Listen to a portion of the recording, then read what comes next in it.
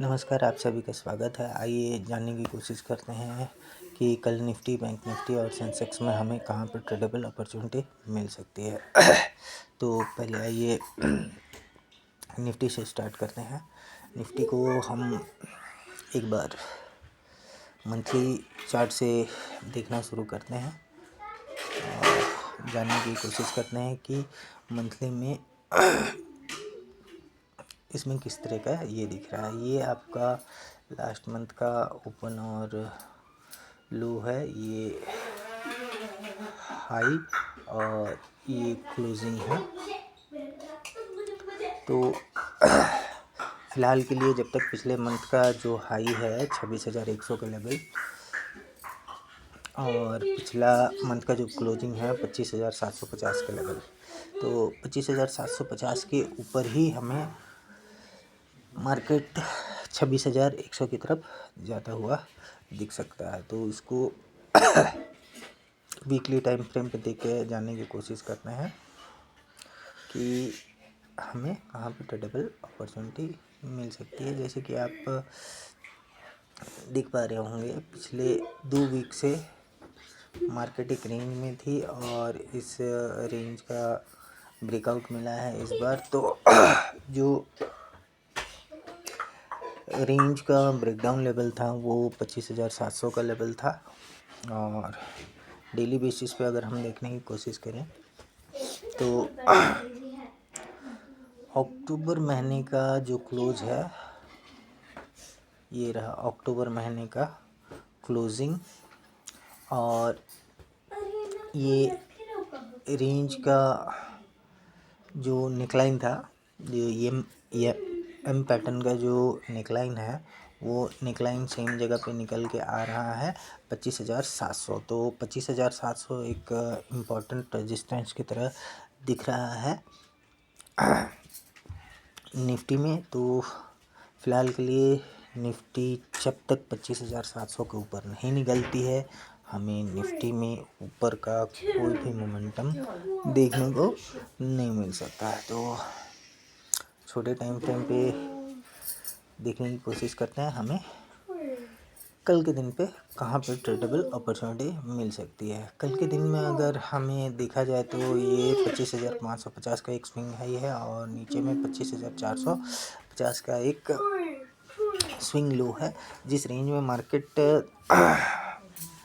1-1:30 बजे के बाद से ट्रेड कर रही थी। तो ऊपर में अगर ये 25,500 का लेवल ब्रेक करती है तो पहले ये 25,600 की तरफ जाने की कोशिश करेगी और 25,600 का अगर इसको ब्रेकआउट मिलता है तो ये 25,700 की तरफ जाने की कोशिश करेगी। बट 25,700 एक इम्पॉर्टेंट रेजिस्टेंस है, जैसे कि हमने आपका डेली चार्ट पे देखा कि ये अक्टूबर महीने का क्लोजिंग और जो एम पैटर्न बना के मार्केट जो नीचे आई है उस एम पैटर्न का नेकलाइन हुआ करता था। तो 25,700 एक इम्पॉर्टेंट रेजिस्टेंस की तरह दिख रहा है और ये 25,450 के नीचे फिसलती है तो ये वापस से कल के डे लो जो कि है आपका 25,300 के लेवल, इस तरफ जाने की कोशिश कर सकती है और 25,300 के नीचे फिर फर्दर फॉल हमें देखने को मिल सकता है। बट अभी ये जो 100 पॉइंट का रेंज है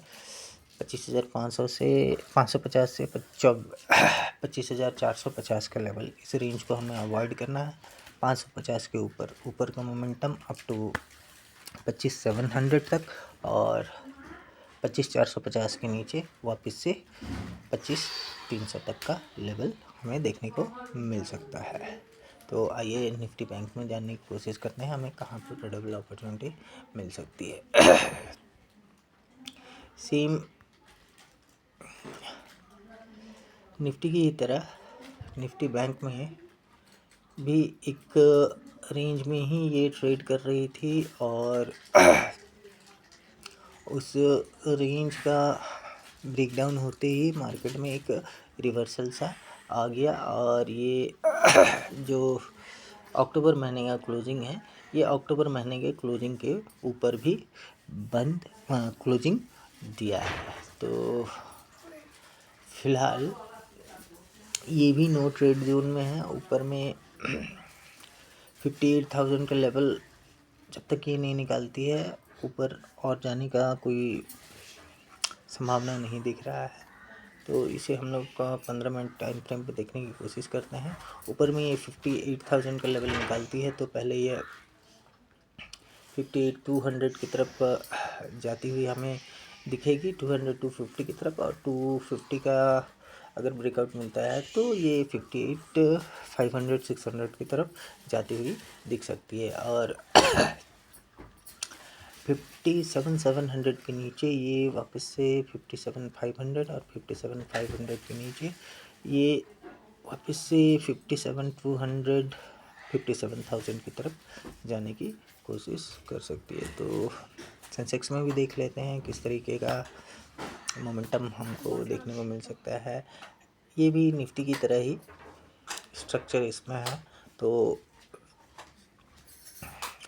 अगर ये 83,400 का लेवल निकालती है तो ये 83,750 की तरफ जाने की कोशिश, 700 753 की तरफ जाने की कोशिश करेगी। और नीचे में 83,000 का अगर ब्रेकडाउन मिलता है तो ये 82,750 और 82,500 की तरफ जाने की कोशिश कर सकती है। बट निफ्टी और बैंक निफ्टी में एक डाइवर्जेंस सा दिख रहा है।